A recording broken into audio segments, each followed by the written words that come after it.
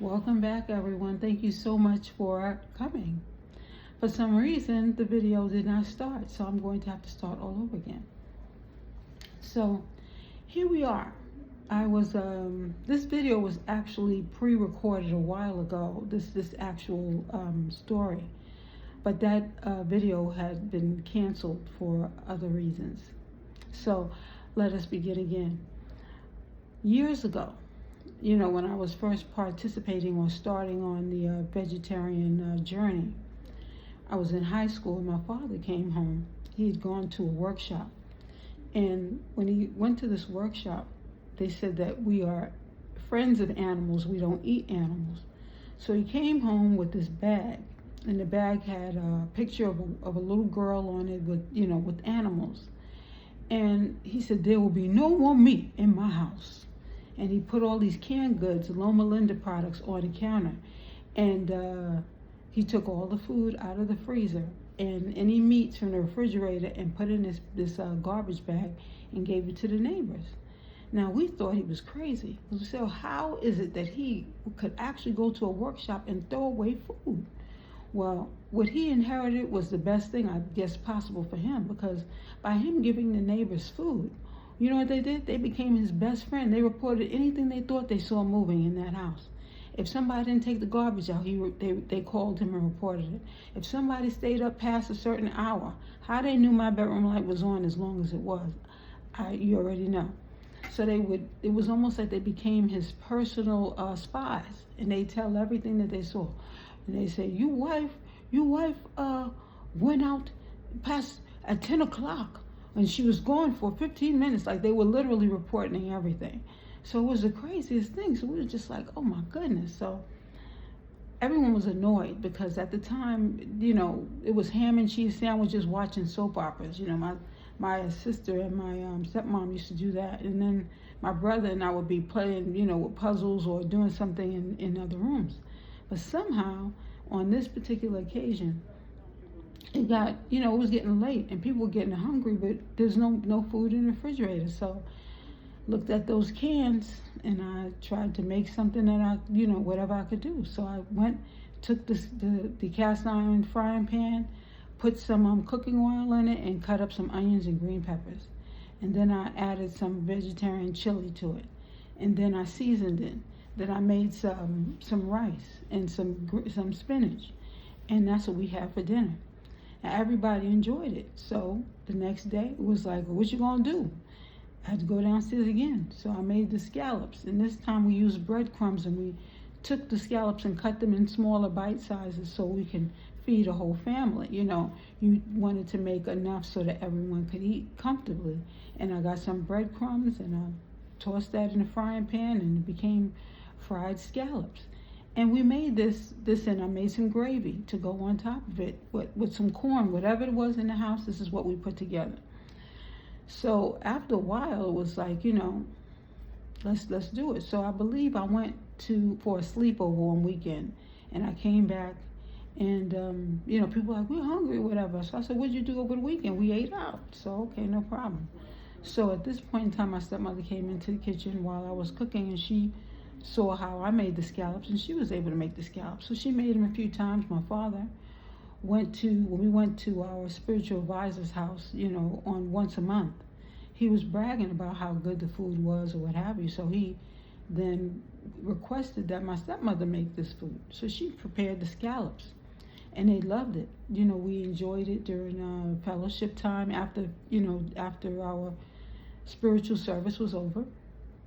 And then he asked again, and it's one thing when you are asked to do something, but when it's something that has to be done regularly and you have your own schedule, sometimes people, they've become a little bothered because it's not something that they might want to continue doing, So apparently he said, she didn't have to make it anymore.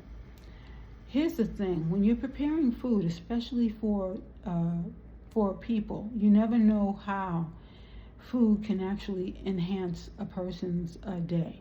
It can bring a person up, it can make a person feel good about themselves. But when you are cooking food and you're angry, let's say, and you're preparing food, it comes across in that food. So the spiritual advisor said, no, thank you, we're gonna not, have that, anymore, and someone else ended up preparing that dish. Then the next thing is I had been making cheesecake with cream cheese, and my vegan version of it, and I was preparing it, but there was some times that I was not present for satsang, for that, for that gathering. So his wife actually knew how to make it as well, so she began making it. So during these times, this spiritual time, connecting with other people, what have you, when you're preparing food for someone, especially, like people prepare food for Christmas, for different holidays, and family members are going to be there, you're excited to make the food. Now, I understand people play music sometimes when they're preparing food. You want to always make food that's high vibrational, especially when you are sharing it with other people. So you want to make sure that you have a good attitude. You want to maybe pray while you're cooking that food to make sure that you are engaging in a high vibrational experience, so that whoever eats this food, they are going to be elevated by eating it. What we don't seem to, I won't say we don't seem to, but sometimes when we don't know better, we don't do better. Food can be something that can help your vibration because it's going into your body internally. At this particular time, let me tell you, I was trying my hardest to stay focused, be a vegetarian, try to make sure that I was doing what was right. But I'm gonna tell you, in college, when I got to college, I tried to be a vegetarian. I was met with a lot of criticism because they kept saying you frying food so much or what have you. And I cheated. I remember one time the admissions office, they offered a pizza and they forgot I was vegetarian, and they ordered it and had sausage and stuff on it or whatever. And I remember that the director felt really bad that she did not order pizza specifically so that I could eat. And at that point in time, I felt rebellious. I'm going to be honest, I felt a bit rebellious. I was just like, why is it that I always have to live in a box? Why can't I be like everybody else? So I ate some of that pizza. And I didn't cut a brow with that. I just continued to move along and do what I was going to do. Just like I told you before, I was also rebellious when it came to always having, telling me, that I always having to clean up, and always being put in a position where I had to be more of an adult than a child.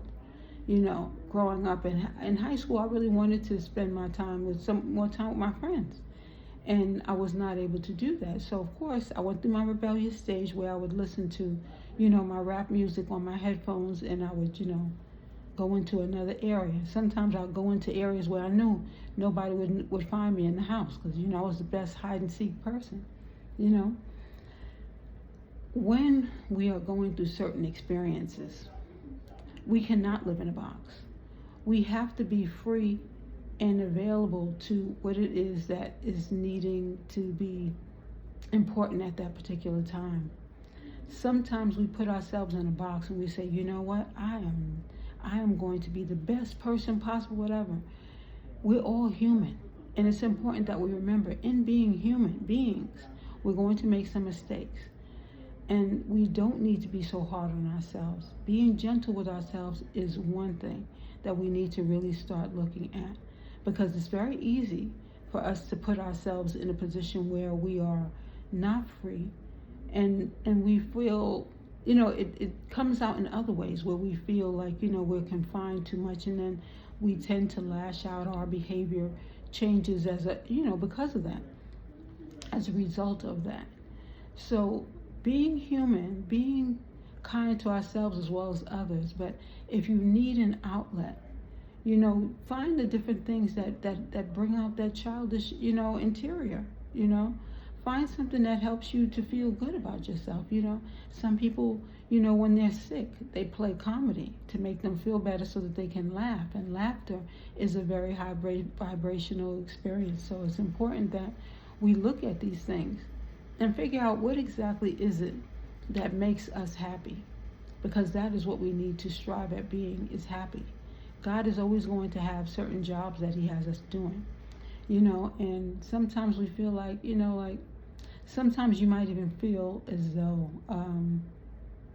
you have so much on your plate. At that particular time, we should take some time and say, you know what?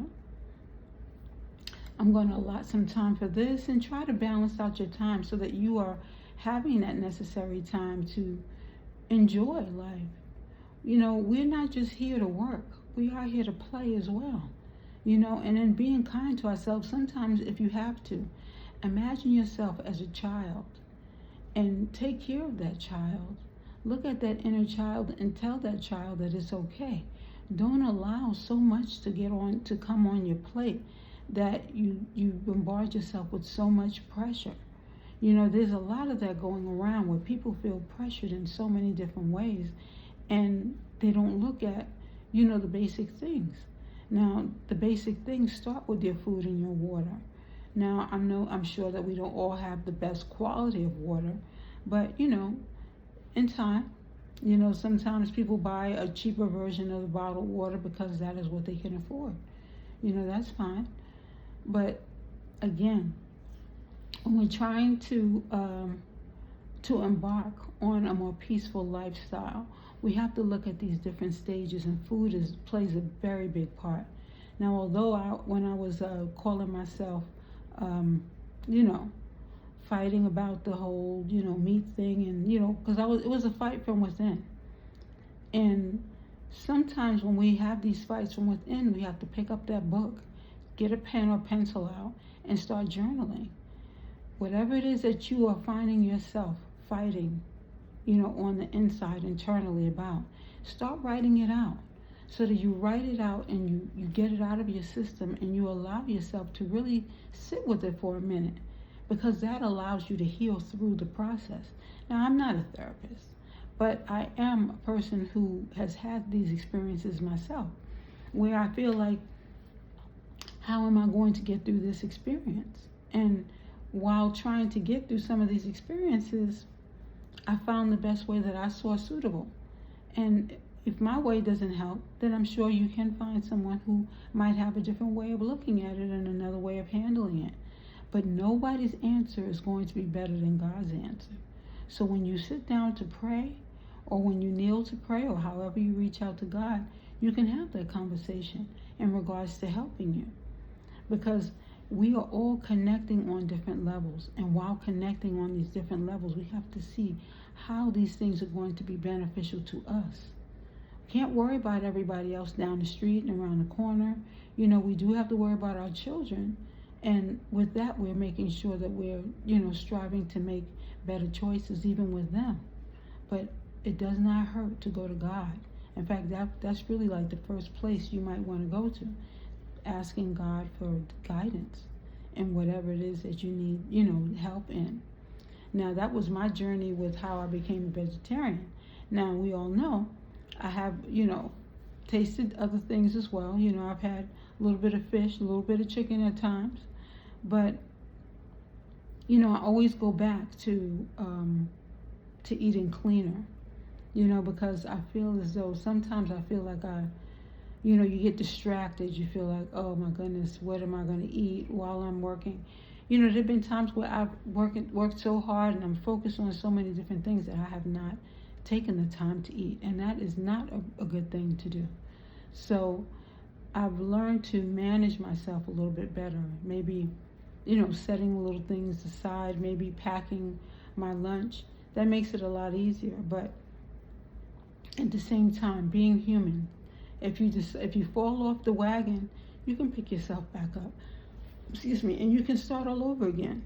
You know, today maybe it looks like, you know, you made that mistake, or you didn't eat as well as you could have. So tomorrow's another day. Now you're going to put some fruit out, you know, sit on the counter and say, okay, I'm going to pack these for lunch, or what have you. Whatever it is that makes you feel better, you know. Fruit helps you your vibration to be higher. It helps you to look at things a little lighter, because when you're eating meat, let's be honest, you know, it's a little heavier on the body. The digestive system takes more to digest it, you know. So, you know, everything within balance, okay? So whatever it is that you are striving to do, just try to meet it with God's guidance.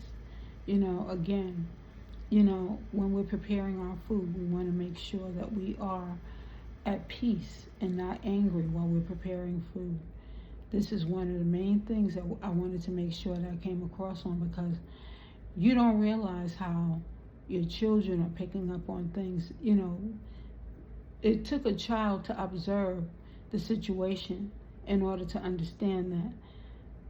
Sometimes we don't always know better, and sometimes we have to learn through the adults in our lives that, that things can be better, things can be improved, and through God's guidance, we are all learning and growing.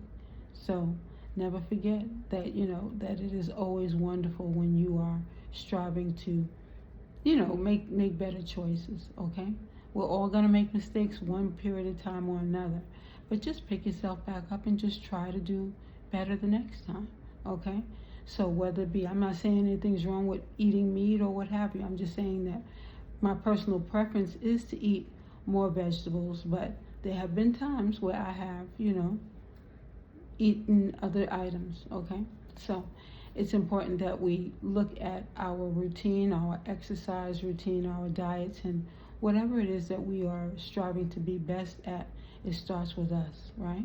So thank you so much for joining us here at Indigo Moon, and you have a wonderful one.